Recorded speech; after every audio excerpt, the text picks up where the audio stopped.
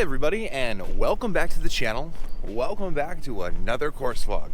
Now we're back out here at Outdoor Resorts Palm Springs. Today we're here to play the full 18-hole par 3 course. This thing is the course that I grew up playing. This is where I learned how to play the game. I'd love to take you all around here and see if I can shoot even par or better. Don't forget to smash that like button down below, subscribe if you haven't already, and I'll catch you out there on the first tee. The first one starts from a new tee box on top of the waterfall, 92 yards to the center. We're looking at about 87 yards to this front flag.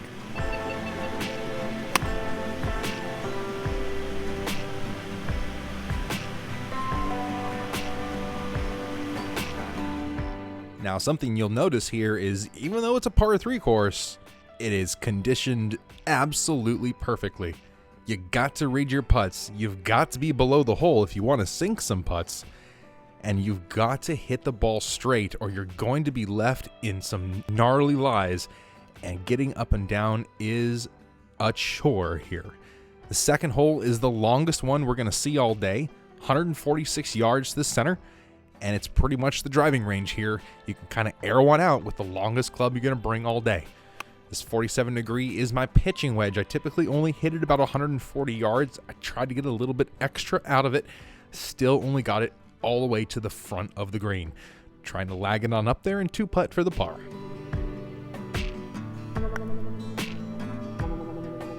This green has a big slope coming off the left-hand side up there where my bag is. And man, if the pin is in the middle or the back, you definitely got to deal with that thing off to the left. Number 3, 95 yards to the center, and the difficulty here is getting it over that bunker.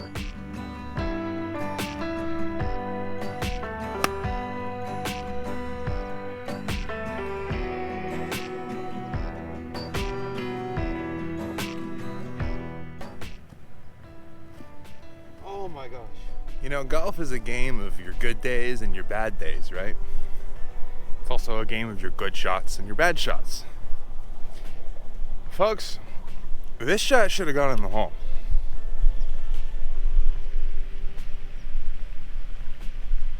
Divot. Ball. Hole. Why? I'm not putting that. 1 under par. The fourth hole here is the most difficult one we're going to see all day. And coupled with the 14th, I think it's equally as difficult, but this one is a little bit longer, playing 140 to the center. We're facing a front flag though, and like most of the greens here, it's got a severe tilt to it, so if you're above the hole, it is really slippery coming on down.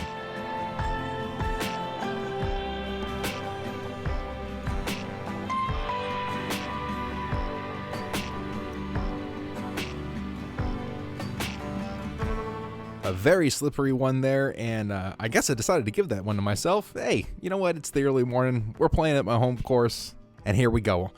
Over the road we go, and on to the original 9 holes from the resort. These next 9 holes are the oldest 9 here on the property.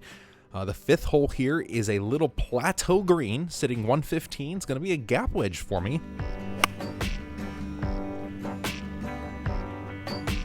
But you really got to hit this green. It's severely sloped all the way around it.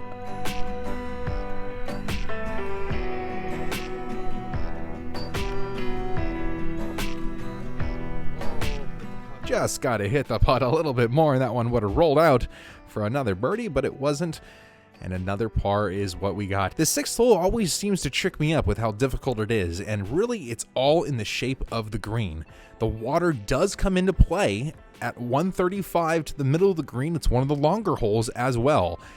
This hole, I kind of call the green a little bit of a potato chip, especially down in the front left corner. Really has a big false front.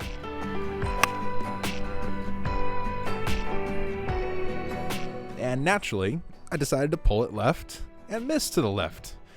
And I tried to give you a little bit of an angle here to try to see how severe some of these slopes can be. Had to play a somewhat of a flop shot there, and the ball did still roll out. The green's rolling really smooth today, and I had my first tester there for par. Just gonna have to deal with the bogey, and back to even par we go. We're on to some of the shortest holes we're gonna see though, and these are really tricky as I'm pretty much hitting my sand wedge off of every single tee, and they're all little different tricky distances. First one here is 80 yards to the center for the 7th hole, and naturally I tugged it a little bit when I was trying to take a little bit off, and it's a little bit long and a little bit left.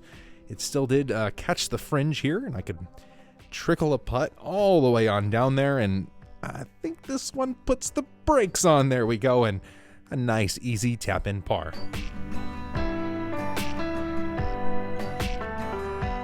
The 8th hole has probably the most severe false front out of all the holes here. Now the false front isn't built into the green, it's into the fairway there, so you gotta make sure you really fly the ball up onto this green.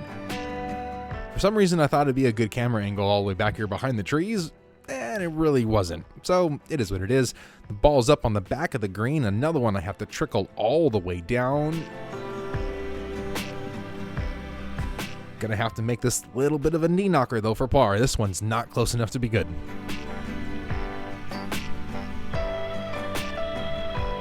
There we go, a nice little par, and we're on to the 9th.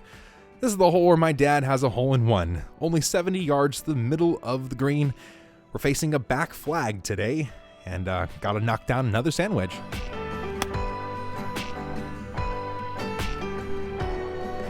Finally thought I had the distance correct, but it still ricocheted right through the middle of the green and into the back fringe.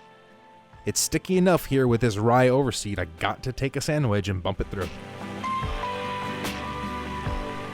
But the short game was on today, and another tap-in par. My favorite hole on the golf course is also the shortest, 57 yards down the hill, and we're facing a front left hole location. It is super severe. And of course, I couldn't quite knock it down that far. Knocked it all the way to the back of the green, and this severe 2-tier green is insane for how small it is. Look at where I'm aiming down my shadow line here. Just a 2-putt par is all I can hope for.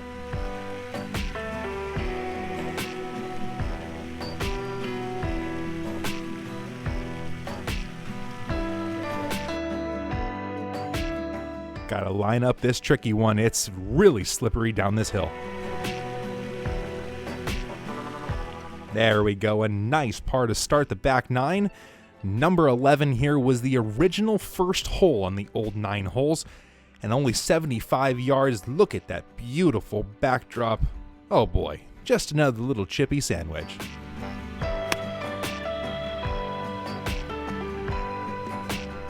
But as was the commonplace here on all these little holes, I took a little bit too much on the club, and this hole is severely pitched from back to front as well, and you can see I just barely trickled that chip shot on, and it just kept on rolling down to the flag, and this thing is breaking severely left to right, and I just didn't give it enough. A bottom lip out there for bogey, and we dropped to 1 over par. The 12th hole, a little chip shot over the water, very similar to the first, only a little bit longer, 93 to the center of the green here.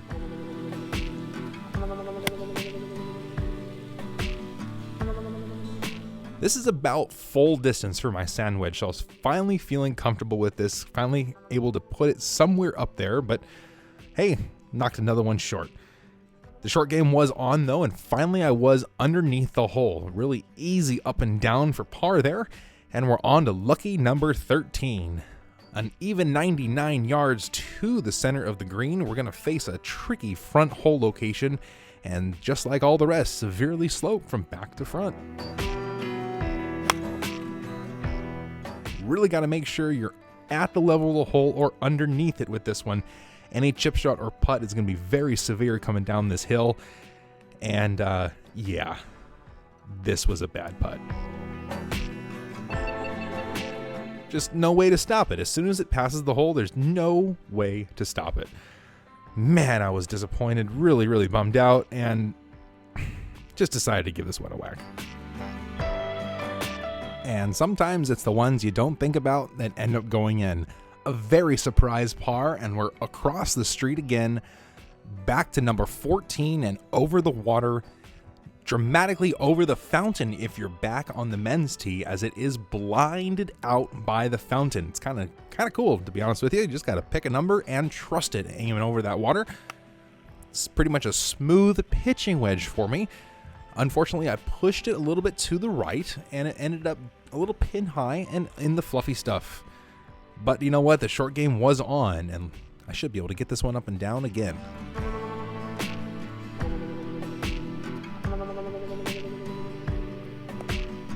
Another kick-in par, and we're on to the closing stretch. Number 15 is pretty difficult as well, sitting 125 yards. That's going to be right in between clubs for me, so I'm going to have to choke down on a pitching wedge here. The little dip off to the right-hand side of this green is affectionately called the Owner's Lounge, as most of the members here decide to bail out there to the right-hand side because they don't want to go in that little bunker. Nonetheless, I hit my shot on the green. I was pin high. Tried to roll in the long 30-footer, but just kind of rolled it just by. About 4 feet left here for par. Let's clean it on up.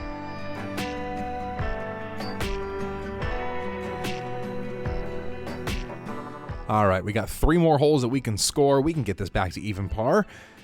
107 on hole 16. There's not much trouble. They've taken out the bunker that was on the left-hand side. It's just a big depression down there. You still don't want to be down there. As with all the holes, you want to be in the middle of the green. Now, because I didn't tee it up in the frame, I couldn't get shot tracer on this one for you, but a little long and a little left with my gap wedge. I had to get this one up and down.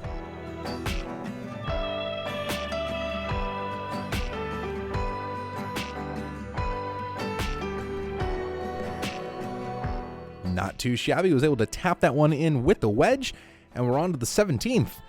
Apparently the easiest hole on the golf course. It's a simple 75 yards to one of the flatter greens that we're going to see out here.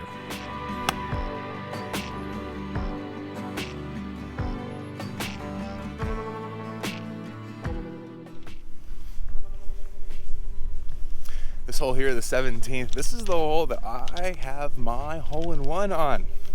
This is it. Little baby 75-yard hole. I was 13 years old. I hit a pitching wedge, one hop, and dunk, it went in. Now there's a little swale behind the green here, and I just remember I definitely thought it went in the swale. Walked up here, and it was in the hole. God, that was a great hole. It's still the only hole-in-one that I've had, and I'm still gonna count it. 75 yards, it's good in my bucket. A pitching wedge in the pinnacle. Only a par this time for me, and we're going to continue on to the 18th hole, easily the most treacherous on the entire golf course and also the most scenic. Heading right back to the clubhouse, the starter, and the putting green. It's surrounded by all those rocks, and you better believe those rocks can catch a golf ball and jettison it anywhere you want to go. Just one more hole to go, and this is the beautiful 18th hole out here. 110 yards back to that flag, and it's really treacherous. 110 is about as far as I could possibly go.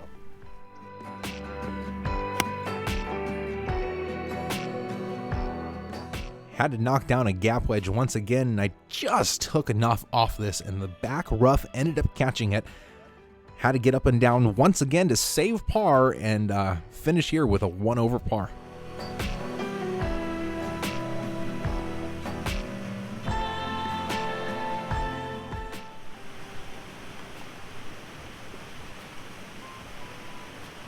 Don't forget to smash that like button, subscribe if you haven't already, and we'll see you next time. Later.